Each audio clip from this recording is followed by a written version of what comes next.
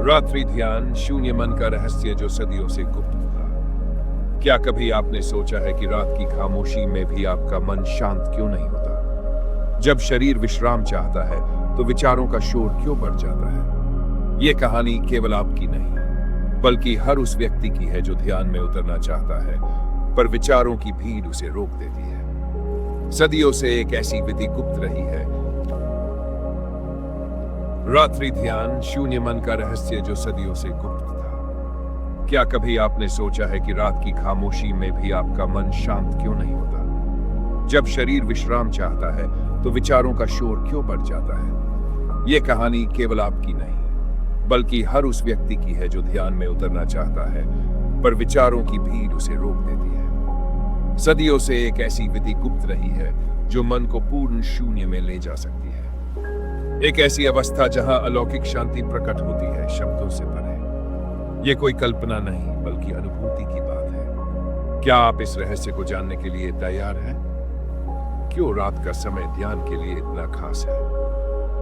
दिन भर की भागदौड़ में हमारा मन बाहरी दुनिया की हलचलों में उलझा रहता है, लेकिन जैसे ही रात का अंधकार गहराता है, प्रकृति का कंपन बदल जाता है। चारों ओर की ऊर्जा शांत होने लगती है और हमारा शरीर भी विश्राम की ओर बढ़ता है। यही वह सुनहरा अवसर है जब सही विधि से मन सहज रूप से शून्यता की ओर बढ़ सकता है। शरीर से मन तक जागरूकता का पहला कदम। रात्रि ध्यान की इस विधि में सबसे पहले अपने शरीर को पूरी तरह शिथिल करना है। यह सामान्य विश्राम नहीं, बल्कि एक जागरूक विश्राम है। जैसे एक पक्षी बिना प्रयास के हवा में तैरता है, वैसे ही शरीर को बिना किसी तनाव के विश्राम में जाने दें, पर पूरी सजगता के साथ। जब शरीर पूरी तरह शांत हो जाता है तो मन भी धीरे धीरे विचारों से मुक्त होने लगता है। श्वास का रहस्य, विचारों को थामने की कुंजी। शरीर को शिथिल करने के बाद अगला चरण है श्वास के प्रति पूर्ण सजगता। यह कोई साधारण श्वास ध्यान नहीं, इसमें एक विशेष तकनीक छिपी है। जब हम सांस लेते हैं तो यह केवल हवा का प्रवाह नहीं, बल्कि इसके साथ प्राण ऊर्जा भी चलती है।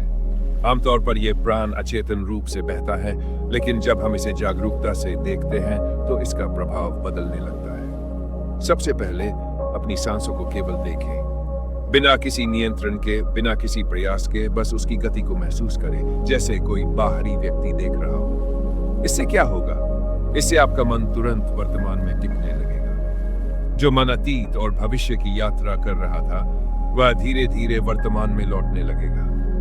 आपने कभी सोचा है कि जब मन अशांत होता है तो सांस तेज हो जाती है, और जब मन शांत होता है तो सांस धीमी हो जाती है? इसका अर्थ है कि यदि हम सांसों को समझ लें तो विचारों को भी समझ सकते हैं। यहीं पर एक गहरा रहस्य आता है। इस विधि में श्वास को केवल देखना नहीं, बल्कि धीरे धीरे एक विशेष लय में लाना है। यह लय अपने आप नहीं आती, बल्कि एक विशेष प्रक्रिया से आती है, जिसे प्राचीन मुनियों ने हजारों साल पहले खोजा था। श्वास की ध्वनि, शून्य की ओर पहला संकेत। इस विधि में एक अत्यंत सरल लेकिन प्रभावी तकनीक है, प्राकृतिक श्वास को सुनना। हाँ, आपने सही सुनना। अब तक आपने श्वास को महसूस किया होगा, लेकिन क्या कभी उसे ध्यानपूर्वक सुना है? जब गहरी निस्तब्धता में चारों ओर शांति हो, तब अपनी श्वास की आवाज को ध्यान से सुनने का प्रयास करें। यह बहुत हल्की ध्वनि होगी, शायद इतनी हल्की कि पहले सुनाई ही न दे। लेकिन जैसे जैसे आपका ध्यान गहरा होगा, यह ध्वनि स्पष्ट होती जाएगी। यही वह बिंदु है जहां से मन शून्यता की ओर बढ़ने लगता है। इस विधि का रहस्य यह है कि जैसे ही ध्यान श्वास की ध्वनि पर जाता है, मन को एक नया केंद्र मिल जाता है। अब विचारों को पकड़ने की जरूरत नहीं पड़ती, वे स्वतः गिरने लगते हैं। आप पाएंगे कि मन धीरे धीरे स्थिर होने लगा है। विचारों के बीच का मौन, असली जादू यहाँ है। जब श्वास की ध्वनि स्पष्ट होने लगे तो अगला चरण शुरू होता है, श्वास और विचारों की गति का अवलोकन। जैसे ही श्वास की ध्वनि के प्रति जागरूकता बढ़ती है, मन के भीतर चल रहे शब्द और आवाजें मन पड़ने लगती हैं। जो विचार पहले स्पष्ट प्रतीत होते थे, वे अब दूर होते जा रहे हैं, जैसे जल में डूबते हुए छोटे बुलबुले। यही वह स्थिति है जहां ध्यान की वास्तविक यात्रा शुरू होती है। यह वह क्षण है जब आप पहली बार अनुभव करेंगे कि विचारों से परे भी एक संसार है, एक ऐसी अवस्था जहां केवल मौन है। क्या आपने कभी दो विचारों के बीच के सूक्ष्म विराम पर ध्यान दिया है? यह विराम बहुत ही छोटा होता है, इतना छोटा कि सामान्य अवस्था में इसे पकड़ पाना मुश्किल है। लेकिन जब ध्यान गहरा होने लगता है तो यह अंतराल स्पष्ट दिखने लगता है। जैसे ही एक विचार समाप्त होता है और दूसरा विचार आने के लिए तैयार होता है, उस क्षण के बीच एक गहरा शून्य होता है, एक पूर्ण मौन। यदि इस अंतराल को पकड़ लिया जाए तो मन तुरंत ठहर जाता है। प्राचीन योगियों ने जाना था कि विचारों को रोकने का प्रयास करने से वे और अधिक बलशाली होते हैं, लेकिन यदि केवल उनके बीच के शून्य को देख लिया जाए तो वे स्वयं अपनी पकड़ छोड़ने लगते हैं। शून्य में समर्पण, जहां मैं विलीन होता है। जब आप विचारों के बीच इस मौन को अनुभव करें तो उसमें टिके रहने का प्रयास करें। इसे जबरदस्ती पकड़ने की आवश्यकता नहीं, बल्कि इसे देखने मात्र से यह अवस्था गहरी होती जाती है। जैसे जैसे आप इस मौन में स्थिर होते हैं, एक अद्भुत परिवर्तन घटित होने लगता है, मन का अदृश्य विलोपन। अब आपको एहसास होगा कि मन नाम की कोई वस्तु वास्तव में है ही नहीं, केवल विचारों की तरंगे हैं और उनके बीच शून्यता का अथाह समुद्र। यही वह क्षण है जब भीतर एक गहरी शांति प्रकट होने लगती है, जिसे शब्दों में बांधना कठिन है। दृष्टा का उदय, जब आप केवल साक्षी होते हैं। जब मन की गतिविधियां समाप्त होती है तो जो बचता है वह निर्विकार जागरूकता होती है। यह एक ऐसी जागरूकता है जो न सोचती है, न कल्पना करती है, न कुछ पकड़ती है, न कुछ छोड़ती है। यह केवल होती है। रात्रि ध्यान के समय जब श्वास की ध्वनि मंद हो जाए और विचारों के बीच का शून्य स्पष्ट दिखने लगे, तब यह देखने का प्रयास करें कि कौन देख रहा है। जो मौन को देख रहा है वह कौन है? यही से आपकी यात्रा आत्मबोध की ओर मुड़ने लगती है। आप पाएंगे कि भीतर जो देख रहा है वह न शरीर है न मन। यह एक शुद्ध दृष्टा है, एक अनुभव करने वाली सत्ता। इसे पकड़ने का कोई तरीका नहीं, क्योंकि इसे पकड़ने की कोशिश करते ही यह दूर चला जाता है। लेकिन जैसे ही इसे सहजता से देखने का प्रयास किया जाता है, यह स्वयं प्रकट होने लगता है। इस अवस्था में आपको स्पष्ट रूप से दिखेगा कि शरीर एक बाहरी आवरण है, मन विचारों का एक प्रवाह है, लेकिन उसके भीतर एक ऐसी सत्ता है जो इन सबसे अलग है। यही ध्यान का वास्तविक शिखर है, जहां पहली बार आत्मबोध की झलक मिलती है। अब आपको ध्यान करने की आवश्यकता नहीं रहती, ध्यान स्वयं घटित होने लगता है। विचारों को रोकने का प्रयास भी व्यर्थ लगता है, क्योंकि जैसे ही भीतर की जागरूकता बढ़ती है, विचार स्वतः गिरने लगते हैं, बिना किसी संघर्ष के। ये सुनने में विरोधाभासी लग सकता है, लेकिन वास्तव में यही ध्यान की परिपक्व अवस्था है, ध्यान बिना ध्यान के। इस अवस्था में आप स्वयं को शून्य में पाएंगे, लेकिन यह कोई ठंडा मृत शून्य नहीं, बल्कि चैतन्य शून्य है। ऐसा शून्य जिसमें कुछ नहीं होते हुए भी सब कुछ समाया हुआ है। यह रिक्त नहीं, बल्कि अस्तित्व की सबसे गहरी अनुभूति है। आपको एहसास होगा कि जो कुछ भी दिखाई दे रहा था वह सब मिथ्या था।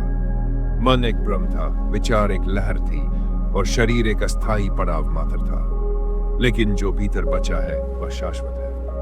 परम समाधि, जीवन का अंतिम मोड़। जब आप इस चैतन्य शून्यता में बने रह सकें तो कुछ असाधारण घटित होता है। ये शून्य एक दरवाजे की तरह होता है, जहां से दो रास्ते खुलते हैं। एक है इस शांति में पूरी तरह लीन हो जाना और बाहरी दुनिया से कट जाना। दूसरा और अधिक दुर्लभ है इस शून्य को लेकर संसार में जीना। जो इस दूसरे मार्ग को चुनता है वही असली ज्ञानी होता है। वह बाहर से सामान्य दिखता है, लेकिन भीतर से वह शुद्ध मौन, शुद्ध आनंद और शुद्ध चैतन्य से भरा होता है। इस अवस्था में आपका मैं समाप्त हो जाता है। आप किसी विशेष अनुभव की तरह नहीं आते, बल्कि ये अनुभूति इतनी सहज होती है कि मन इसे पकड़ भी नहीं सकता। आपको यह बोध होता है कि अब तक जो कुछ भी किया वह करने योग्य नहीं था, जो कुछ भी सोचा वह सोचने योग्य नहीं था।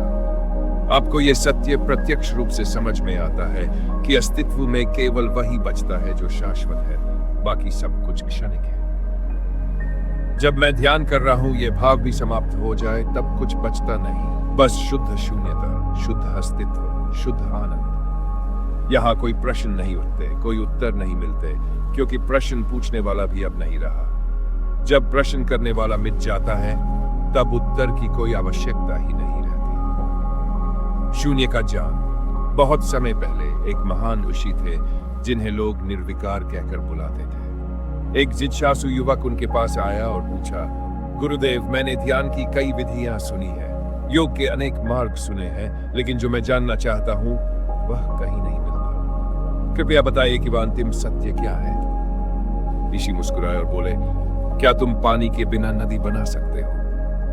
युवक चौंक गया, यह असंभव है। ऋषि बोले, तो फिर विचारों के बिना मन कैसे रह सकता है?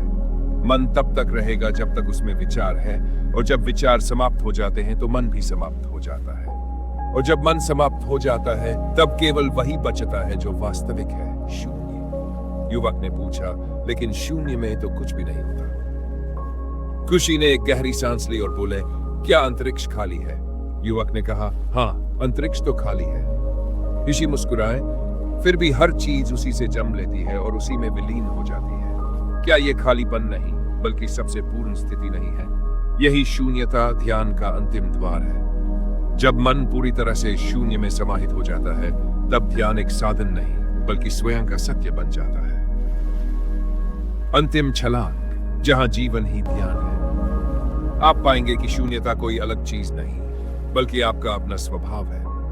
अब तक आप इसे पाने की कोशिश कर रहे थे, लेकिन जो चीज पहले से मौजूद है उसे पाने की जरूरत नहीं, बस पहचानने की जरूरत है। इस अंतिम अवस्था में न कोई साधक बचता है, न कोई ध्यान करने वाला, बस एक शुद्ध अस्तित्व बचता है, निर्विचार, निराकार, शाश्वत। यही वह बिंदु है जहां ध्यान समाप्त हो जाता है और वास्तविकता प्रकट होती है। अब कुछ भी करने की आवश्यकता नहीं है, क्योंकि खोजने वाला स्वयं विलीन हो चुका है। यह कोई अनुभव नहीं, क्योंकि अनुभव वही करता है जो अलग हो, लेकिन यहां कोई भिन्नता नहीं बची। यह कोई उपलब्धि नहीं, क्योंकि उपलब्धि तब होती है जब कुछ नया पाया जाए, लेकिन यहां तो वह सत्य सामने आता है जो सदा से था। अब जीवन बंधनों से मुक्त हो जाता है, भय, मोह, लालसा सब कुछ गिर जाता है। आप जीवन को वैसे ही देखते हैं जैसे वह वास्तव में है, बिना किसी परत के, बिना किसी भ्रम के। यह वह अवस्था है जहां बुद्ध पहुंचे थे, जहां महावीर, कृष्ण,